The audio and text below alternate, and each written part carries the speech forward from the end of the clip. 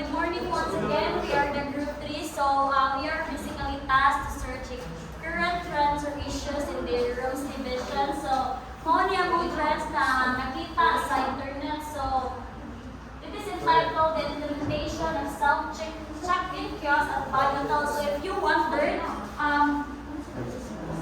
unsay self-check-in kiosk, so basically it is a system or device. So a hotel self-service kiosk is a digital device that enables guests to fill in the required information and get access to their rooms and other services. And it eliminates the need for the front desk as it handles bookings, check-ins or outs, provide room base, processes payments and such like. So if you have observed, we have quite the same sa ilang RJ knows it is all about technology. So, makita sa din ninyo sa kanang mga fast food, if you have observed sa McDo system para mas mapadali, and then so these are the kanang mga articles about sa buy hotels and fact na ang kanang buy hotels are the first nga nilaunch as outside from Metro Manila nga first nilaunch of self-check-in kiosk. So for the statement of the problem, in the age of convenience, self-service chaos has become commonplace in fast food restaurants, retail outlets, international airports, and increasingly at hotels. Since checking in and out of a hotel has long been one of the greatest points of friction for guests, My Hotel launches its self-checking chaos, making it the very first hotel outside of Metro Manila to do so. My Hotel aims to enhance customer experience and streamline check-in process through the implementation of check-in chaos. So, di ba, sa giingon ba ni Janine, hindi naman siguro bago na sa onsite chaos kay since naman na siya sa mga parang fast food restaurants like Jollibee, parang Jollibee, McDo, yan, pero na sa checking. So, di ba, sa makita ninyo sa kanang chaos, kay naman na ang products sa kanang establishment, like products nila along with the prices. So, same po ani nga i-implement sa My Hotel na self-check-in nga chaos. So, naana diri po kailangan mga products, then ay not just the products and prices, but diri i-process na po nila, i-check in, check out, and sa payments din yung. So here are the objectives. The first objective is highlighting the launch of Grand Hotel's Cebu's self-check-in kiosk, the first outside of Metro Manila in response to growing demand for ease and safety in the hospitality industry. Second, to improve efficiency by reducing wait times at the reception and provide a more personalized and efficient check-in procedure. Third, to enhance customer satisfaction by offering an updated and easy check-in experience.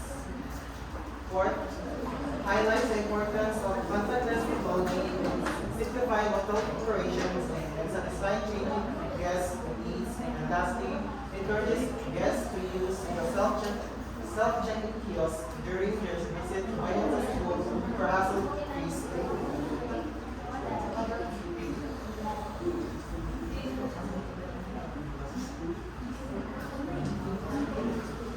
So for the SWOT analysis, the agent helps to identify the strength, weakness, opportunity, and threat. So for the strength, is driving efficiency, self-service, chaos, streamline the check-in and check-out process, reducing wait time for guests. So help to siya para bitaw Manila mag-wait ang guest, okay, especially sa kanang arita sa kanang traditional, which is kanang kuan sa from desk, and then convenience guests can complete transaction at their own pace and without the need of the staff assistant. The next is cost saving by reducing the needs for the front desk staff, which can potentially save on labor costs. So siya ka-help baka na gamay na lang ang staff hotel and kuha na lang ang chaos. So cost, save, and 24/7 availability, self-service chaos can operate from the clock, providing convenience to the guests arriving at any time. So, data collection, chaos can gather valuable guest data such as preferences and booking patterns, knowing through personalized service. So, muna siya. Next is for the weaknesses. Technical issues like malfunction or connectivity problem with the chaos can lead to guest frustration and service disruption. So for example, so since chaos is mag-base sa center, so like for example, makuha ang internet or magkuhan sila, wa sila generator or kanang kuhan, so mag-run out. So next is limited assistance. So some guests may prefer human interaction for complex queries or assistance which the chaos can provide. So na for example, na kanang ang witness food niya, like for example, kanang kuhan, like kanang mga old na, kanang dili sila kay boss sa paggamit sa chaos. So this is nila assistance dito sa front office. So next is security concern, chaos handling payments and sensitive guest information, maybe cyber attack or data breach. So we need say data breaches. Kasi for example, mali, like for example, dahil napalik nila information sa internet, mga siya. So accessibility, guests with the disabilities or those unfamiliar with the technology may struggle to use the chaos leading to negative experience. So una kung yun, nga kanang dili familiar sa chaos, so siyempre, makaingin sila nga kanang kuan na mag-give sila negative feedback sa kanila. Next is opportunities. So we have market differentiation. So hotel offer innovative self-service option may gain a competitive edge and attract tech-savvy travelers. So money and tech-savvy is muna siya mga kanang kwanta, makanas na kayo sa mga technology. So yung mga market lang madali siya, natin use dito. So kaya sila usap na siya help. So adoption in other industries, the success of self-service kiosks in the hotel may lead to their adoption in other hospitality sectors such as restaurants or airports, and integration with mobile app linking kiosks with the hotel mobile app can provide a seamless experience for guests, allowing them to manage their stay remotely. So next, along is the threat. So competition from traditional hotels. Hotels relying solely on self-service kiosks may face competition from traditional establishments that prioritize personal service. So second is negative guest perception. A poorly implemented or manufacturing kiosk system can result in negative reviews and damage the hotel reputation. So muna siya, is nakaibaw, yung ito makakita negative feedback, and then makakita siya ka-threats na ang masira ang hotel. And next is rapid technology changes. Kiosks may become no longer used to or require frequent updated to keep pace with evolving technology trends.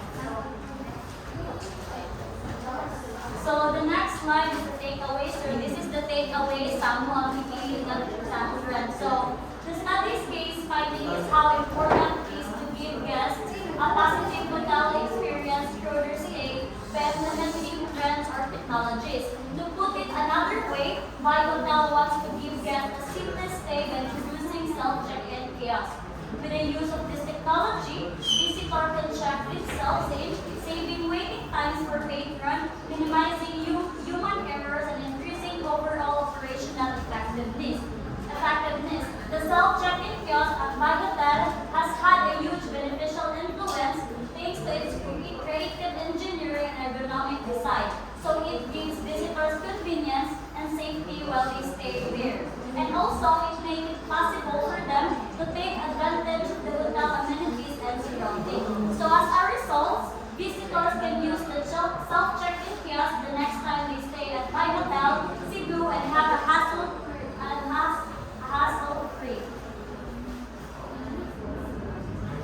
So let's proceed to the recommendation. So My Hotel, we want to take consideration the following suggestions when putting self-check-in kiosks in place to improve client satisfaction and expedite the check-in procedure.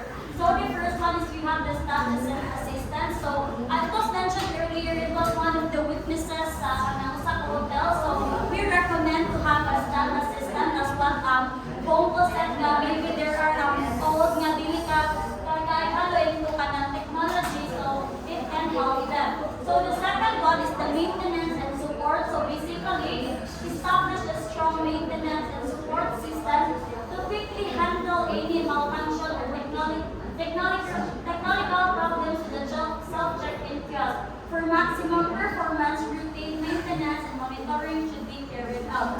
So the third one is the clear communication. So it is important to have a clear instructions or mga sign of how to use the self-check-in kiosk. So it provides clear details such as site